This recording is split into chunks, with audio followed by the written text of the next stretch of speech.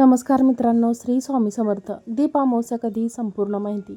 दीप अमावस्या श्रावण महिना सुरू होण्याआधी दीप अमावस्येची पूजा केली जाते.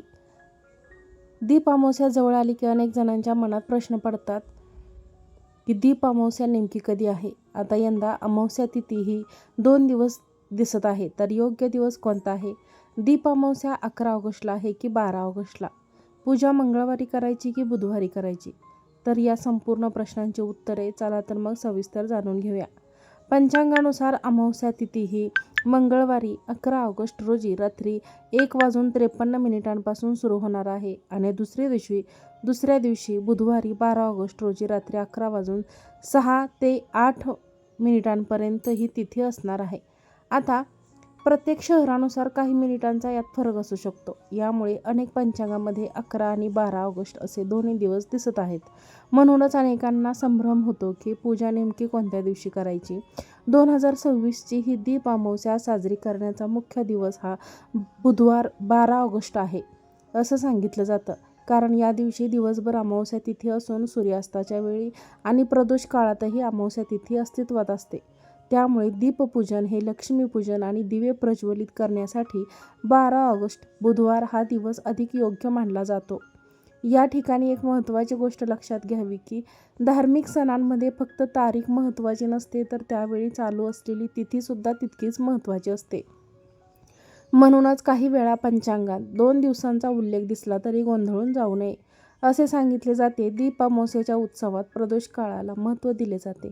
म्हणजेच सूर्यास्तानंतरचा काळ हा दीप प्रज्वलित करण्यासाठी सर्वात शुभ मानला जातो. म्हणूनच तुम्ही सकाळी घराची स्वच्छता करावी, देवघराची तयारी करावी, दिवस आणि अख्खा दिवस स्वच्छ धुणं आणि पूजेची तयारी करावी, दिवा स्वच्छ धुवून ठेवावेत. तर या गोष्टी तुम्ही सकाळी करू शकता. परंतु मुख्य दीपपूजन करायचं आहे ते म्हणजे दीपज्योती मंत्र म्हणायचे आहेत, आरती करायची आहे किंवा लक्ष्मी मातेला प्रार्थना करायची आहे, तर ती शक्यतो 12 ऑगस्टच्या संध्याकाळी प्रदोष काळात करावी अशी धार्मिक परंपरा आहे. आपण तज्ज्ञांच्या सल्ल्यानुसार सुद्धा दीप अमावस्या साजरी करू शकता. तुमच्याही मनात 11 ऑगस्टला की 12 ऑगस्टला दीप अमावस्या साजरी करावी असा प्रश्न असेल तर अमावस्या तिथीचा प्रारंभ हा 11 ऑगस्टच्या मध्यरात्रीनंतर होतोय. परंतु दीप अमावस्या मुख्यतः पूजन जे आहे ते दीप प्रज्वलन जे आहे तर ते तुम्ही बुधवार दिनांक 12 ऑगस्ट रोजी संध्याकाळी करणे अधिक योग्य मानले जाते. आता अनेक जण विचारतात की दीप अमावस्या ही ची पूजा सकाळी करावी की संध्याकाळी? परंपरेनुसार दीपपूजनासाठी संध्याकाळचा प्रदोष काळ सर्वाधिक शुभ मानला जातो. कारण दीप म्हणजे प्रकाश आणि प्रकाशाची खरी आवश्यकता कधी असते तर अंधार पडू लागल्यावर. तेव्हा दीप प्रज्वलित करून अंधारावर प्रकाशाचा विजय साजरा केला जातो आणि म्हणूनच दीपपूजनाचा मुख्य विधी हा संध्याकाळी करावा असं सांगितलं जातं. तुम्ही सकाळी घराची स्वच्छता करू शकता. आधी सांगितल्याप्रमाणे वाती तयार करणे किंवा पूजेची कोणतीही तयारी असेल तर ते तुम्ही सकाळी करावी. आणि दरवर्षी अनेक जण प्रश्न विचारतात की अमावस्या 2 दिवसामध्ये आली तर पूजा नेमकी कधी करावी?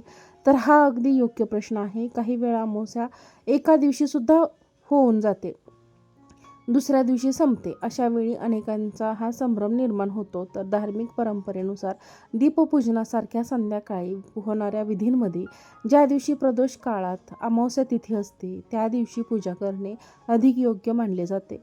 आणि म्हणूनच फक्त तिथी ही कधी सुरू झाली किंवा कधी संपली हे पाहणं पॉसिबल नसतं. तर त्या दिवशी सूर्यास्ताच्या वेळी अमावस्या तिथी अस्तित्वात आहे का हे महत्त्वाचं असतं. आता आणखी एक प्रश्न की उदय तिथी महत्त्वाची की प्रदोष काळ महत्त्वाचा? तर याचे उत्तर सुद्धा सणांच्या स्वरूपावरच अवलंबून असतं. ज्या स्थानाची विधी सकाळी केले जातात त्यामध्ये अनेकदा उदय तिथीला प्राधान्य दिले जाते. परंतु दीप अमावस्या हा दीपपूजनाचा आणि संध्याकाळी दिवे लावण्याचा उत्सव असल्यामुळे प्रदोषणाला विशेष महत्त्व दिले जाते. प्रदोष काळात विशेष महत्त्व दिले जाते. म्हणूनच दीपपूजन करताना शक्यतो सूर्यास्तानंतरच्या शुभ वेळेत पूजा करणे अधिक योग्य मानले जातात. संध्याकाळ म्हणजे दिवस आणि रात्र यांचा संगम. हा काळ शांतता, प्रार्थना आणि अत्यंत पवित्र मानला जातो. दिवा म्हणजे अंधारातून प्रकाशाकडे जाण्याचा प्रतीक आहे. तो अज्ञानातून ज्ञानाकडे जाण्याचा संदेश आहे. तो निराशाऐवजी आशा निर्माण करण्याची प्रेरणा देतो. म्हणूनच दीप अमावस्येला संध्याकाळी दिवे लावण्याची परंपरा शेकडो वर्षापासून चालत आलेली आहे.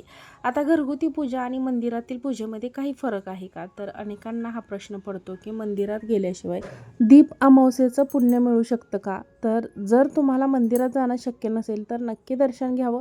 मात्र श्रद्धा मनानं आणि विधीपूर्वक स्वतःच्या घरात केलेली दीपपूजनही तितकेच महत्त्वाचे मानले जाते. घरातील देवघर, तुळशी वृंदावन किंवा घराच्या मुख्य प्रवेशद्वाराजवळ करून प्रार्थना केली तरी देखील धार्मिक दृष्टिकोनातून त्याला खूप महत्त्व आहे. महत्त्वाची गोष्ट म्हणजे दिवा हा दिखावा नाही तर श्रद्धा हवी.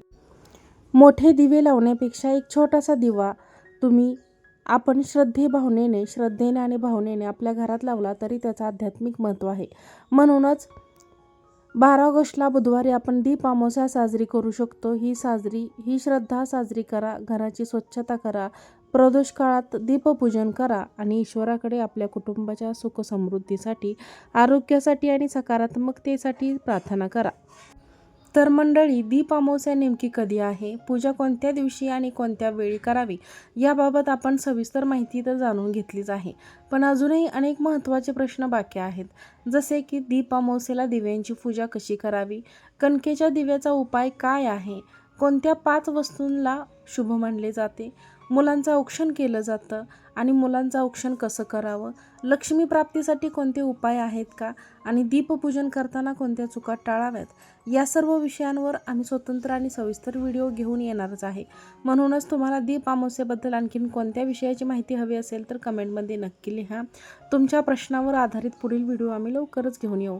अनेक जण विचारत आहेत की यावर्षी दीप अमावस्या हे सूर्यग्रहण किंवा चंद्रग्रहण याचा काही संबंध आहे का, किंवा दिव्यांची अमावस्या आणि ग्रहण एकाच दिवशी आहे का? तर याचाही सविस्तर खुलासा मी स्वतंत्र व्हिडिओमध्ये करणार आहे. त्यामुळे तो व्हिडिओ चुकवायचा नसेल तर आत्ताच चॅनलला सबस्क्राईब करा आणि बेल आयकॉनलाही प्रेस करा. आजचा व्हिडिओ पाहिल्याबद्दल तुम्हा सर्वांचे खूप खूप धन्यवाद. हा व्हिडिओ जास्तीत जास्त लोकांना शेअर करा. आजचा व्हिडिओ पाहिल्याबद्दल धन्यवाद. श्री स्वामी समर्थ मित्रांनो. जय जय स्वामी समर्थ. ओम नमः शिवाय.